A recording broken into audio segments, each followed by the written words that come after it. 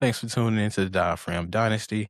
I'm back with another preview, of course, for R&B album, and one of the most anticipated R&B albums of this year, I believe, is none other than The Dream's Love Hate 2. Now, The Dream has announced that he will be releasing this new album as the sequel to the Love Hate 1, which came out in 2007. I am a huge fan of Love Hate 1 that was released in 2007. I think it changed R&B a lot, especially at a time where R&B was kind of catching off that high of the 90s and it was starting to go down. And I think The Dream revitalized it, not only just from that Love Hate album, but from his contributions to other artists like Rihanna. He had made a track for Kim Kardashian at one point. I don't think it really got anywhere, but he was making songs for Beyonce and he still does. So his contributions to R&B helped revitalize R&B at a time where they were coming off that 90s high and it started to get stale and the fan bases start to die out to pop music and other genres.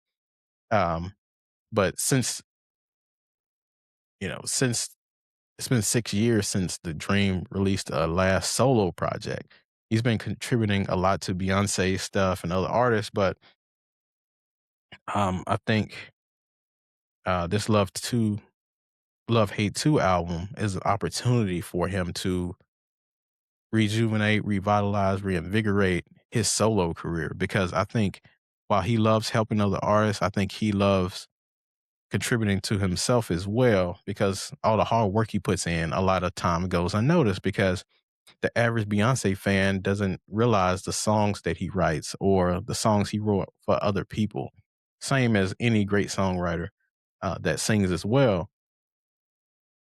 Now they don't get the acknowledgement that they probably should or um, get the recognition unless you're reading, CD titles or reading credits, which we don't have physical CDs anymore. So people don't really take the time anymore to read credits. When you used to buy an album, you used to take out the booklet, read the credits, and see who they thanked and all this stuff. But you don't really have that anymore. So they're getting even less credit now, or recognition, I should say.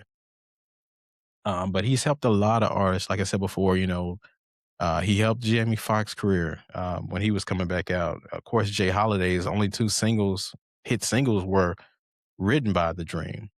Um, we talked about Beyonce, Rihanna, even Jay Z. Some choruses he wrote for him on some stuff.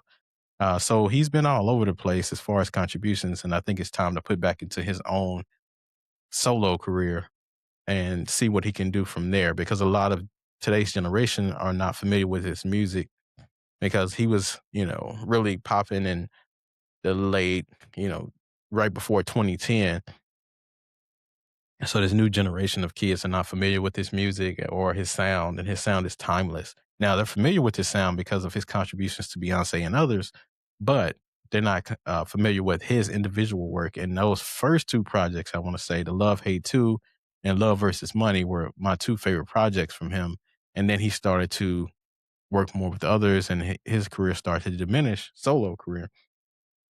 But that first album was timeless, and I think it's a classic in R&B. One of the projects I think that you can't tell the story of R&B without, especially when you're thinking about that 2000 2010 period. His album is one of the best hip R&B albums that you can think of. Of course, I Love Your Girl and Falsetto was one of the two of the leading singles on that project that were good. But my favorite was the B-sides, songs like Playing in Their Hair, Fast Car, which is not the remake of the country, the Tracy Chapman remix. It's not that. He made his own version of Fast Car, which is great as well. If you haven't heard, you definitely need to check it out. Purple Kisses, which sounds like a Prince song that he made himself, but it's amazing that he can sound like R. Kelly. He can sound like Prince. So he's Prince and R. Kelly fused together, and it's very interesting. And not to say his singing is his strong suit, but his writing is so phenomenal that you look past the singing quirks and stuff like that. But it's not like he sounds horrible. He sounds great, but a lot of people knock him for the singing part. But with his phenomenal writing, you don't have to sing as good or great as these other artists have to.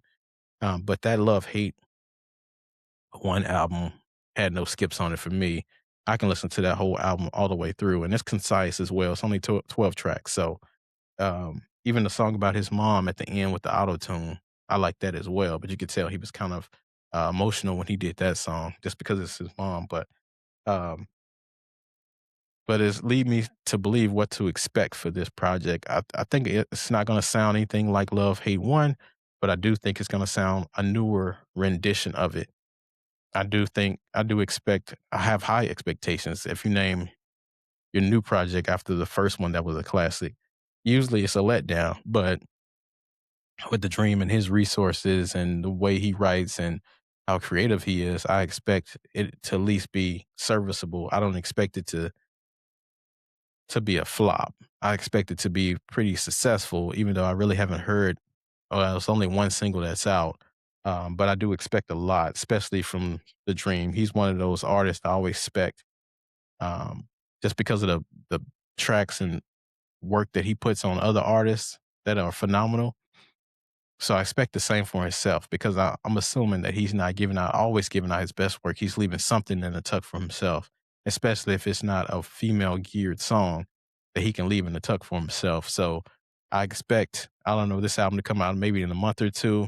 Um, I don't know. I'm expecting at least maybe 50 to 100,000 the first week, just because of the influence he has and what he's done for the R&B genre or music genre as a whole, because he does pop music too, a lot of pop music. So, um, yeah, so I don't know if I know said he promised to bring back Dirty Mackin back, songs like I Love Your Girl, things like that. So that's going to be interesting to hear because this new genre is not so much prevalent today as when he was doing it back in 2007. Of course, everybody thought he was talking about Lil Wayne, and there was all this whole drama surrounding that situation. Um, but with his pedigree of songs and his range as well, because he can give you a gospel type feel song, and he can give you like a R. Kelly, um, just the dirty R&B type songs. He can do all of it. So I have high expectations, especially for somebody with such an underrated discography and underrated songwriting ability as the Dream to give us something great. Now, sales might not show because he's in a different era now and times are different. But if he can have a song that catch fire on either TikTok or catch fire on one of these social media platforms, I think he can go the distance with this project and have some resemblance of success. But I think success for him is just great music. It doesn't depend on sales, of course. But so just tell me what your thoughts about the Dream's new project, Love 2. And until next time, I'll see you next time.